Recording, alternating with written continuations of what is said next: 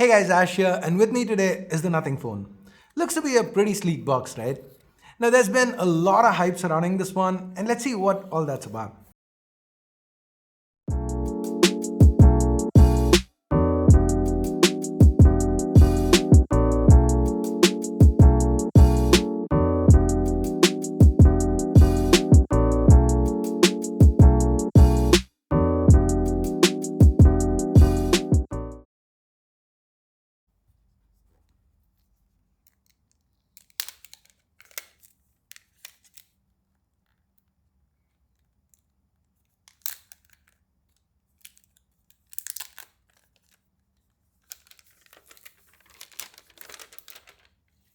So there's pretty much nothing with this phone.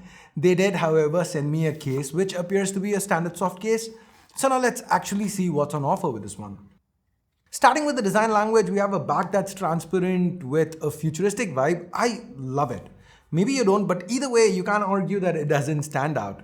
The Nothing phone, if nothing, has character, its own unique look. It doesn't stop here. They've got LEDs all over. They're calling these the Glyph lights. And apart from adding a certain flair to the phone, they also happen to be useful. Nothing's added a Glyph interface to control everything from. This lets you do quite a few things. You can have the LED to the back indicate the charge level. It's not going to be always on, but when you need to check, just give it a little shake and you can see how far along you are in the charging process. Then you can have it light up when you reverse charge something wirelessly. Oh yeah, this phone has support for wireless charging up to 15 watts, reverse up to 5 watts. You can have it set so that when you flip the phone, place it face down, it goes silent with only the glyphs lighting up for notifications. And here's where things get more customizable. Nothing offers 10 ringtones that are synced with the glyph LEDs. So they're pretty unique and you can assign them to different contacts. So this way you can tell who's calling by just looking at the LEDs and the way they light up. Here, let me show you some of them.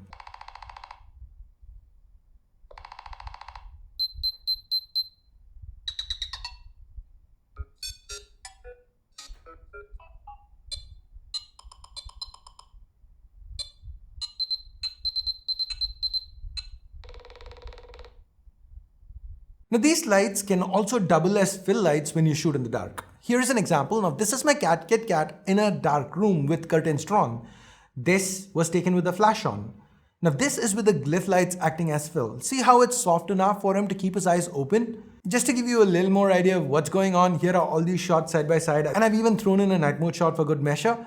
Beat it up, the optics are pretty solid. We have a primary Sony IMX766, the same sensor that we've seen on the likes of the Oppo Find X5 Pro, the ROG Phone 6. It's paired with an optically stabilized f1.8 lens.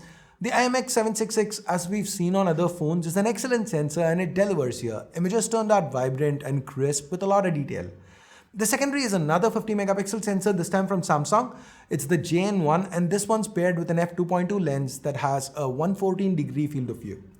Now guys, to be honest, I don't really like the fact that they provide pretty much nothing in the box, but it's just so refreshing to not see a stupid macro or depth sensor included just so brands can claim they have a triple camera setup. There are two cameras, two usable cameras, and done. Beat it up, with the build, we have Gorilla Glass to the front and back, version not mentioned. Aluminium to the sides. Nothing claims 100% recycled aluminium, and even 50% of the plastics used are either bio-based or from recycled sources. So minimizing environmental impact seems to be a little more than just an excuse for removing the charger here. The phone itself feels quite boxy, which isn't something I particularly like, but it feels well built. There's an IP53 rating to keep you protected against splashes. The 8.3mm thickness and a weight that's a little over 190 grams keeps it sleek and easy to wield. The battery capacity is 4500 mAh with support for 33 watt USB PD charging. Now I expect the battery life to be fine based on my experience with the Motorola Edge 30, which had a lower capacity battery but the same Snapdragon 778G Plus chip on the inside along with a similarly stockish interface. Oh yeah, the interface. Nothing OS is an OS, again, sorry for continuing on with these puns, with pretty much nothing, and that's not in a bad way. This is very stock. There's no Nothing app, no Nothing store, Nothing mode, none of that stuff. Can you believe this one comes with just 23 apps, pretty much all Google?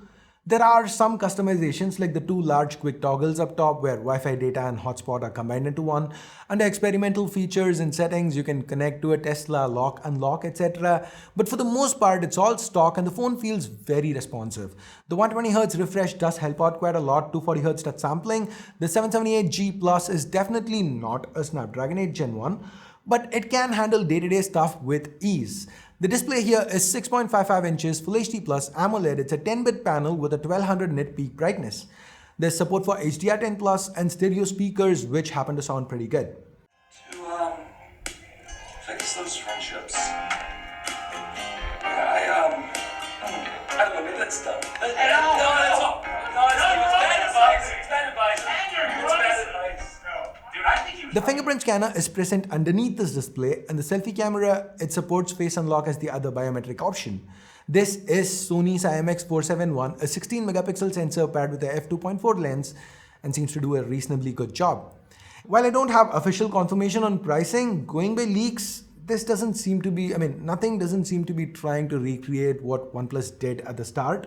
They aren't looking to offer flagship specs at the cheapest price point possible, but rather an excellent user experience that's stockish while also being unique. Talking about user experience, they're promising 3 years of software updates and 4 years of security patches, which for a brand with their first phone is quite good, because there are brands that are selling really highly priced phones who only offer 2 years of software updates. If you know which brand I'm talking about, leave a comment down below.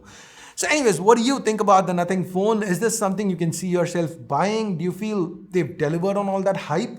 Again, leave a comment down below, and I guess that's pretty much it for this video. Thumbs up, thumbs down based on whatever you felt about it. Subscribe, turn on notifications, hit that bell icon if you haven't yet, and thanks a lot for your time. Thanks for watching. Until next time, my name's Ash. You've been watching C4 Retech, and I'm signing off for now. You guys have a great day. Bye-bye.